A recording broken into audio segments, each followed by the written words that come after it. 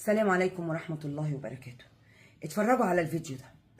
ياسمين عامل عرض على الكراتين. انا مش بتاع كراتين ولا ليا في الشحن، بس جايب لاخواتي صفقه شحن كراتين من الامارات لمصر، من البيت للبيت. اسيب الصفقه؟ والله ما يحصل، صفقه مضمونه 100%. أنا هندي فاشن، صاحبة براند هندي فاشن للعبايات، بفضل الله معروفة الحمد لله. واللي ما يعرفنيش أنا بعرفكم بنفسي. وأنا سافرت الإمارات، ليا براند عبايات في الإمارات، وغلطت وشحنت مع شركة اسمها ورد الياسمين في الإمارات، شركة شحن بتاعة عصام أبو ياسمين وأخوه حافظ. والناس دي نصبت عليا، قالوا لي من 15 ل 20 يوم. أنا بقالي شهرين بقول يا جماعة شغلي، يا جماعة شغلي، يا جماعة شغلي. يقول لي النهاردة، يقول لي بكرة، يقول لي بعده، وهو أتاريه بينصب عليا وأنا معرفش.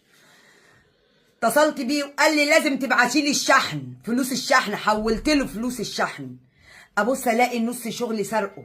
والراجل امبارح جايب لي الشغل الفجر، امبارح الفجر جايب لي الشغل مع الناس اللي تبعه، نص الشغل مسروق.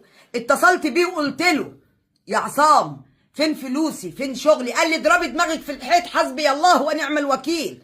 يرضي مين ده يا ناس؟ انا رايحه على الشركه ديت عن طريق الفيديو بتاع الشاذلي.